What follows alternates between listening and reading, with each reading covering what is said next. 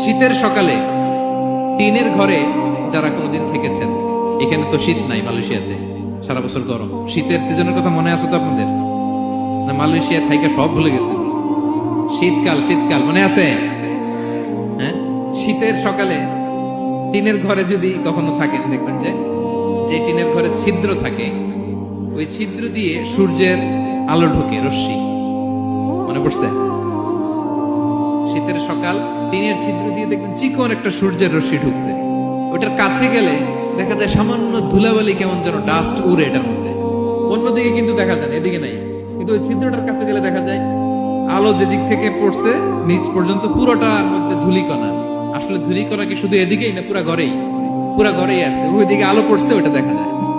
ওই যে ছোট্ট সূর্য রশ্মির মধ্যে কাছে গেলে যে ছোট্ট ছোট্ট ধুলিকণা দেখা যায়, ওইটার নাম হচ্ছে যাররা। যাররা ফামান ইয়ামাল মিসকালা যাররাতিন খাইরান ইয়ারা।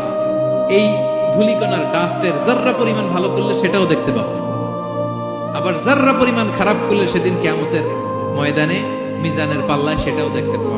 সুবহান।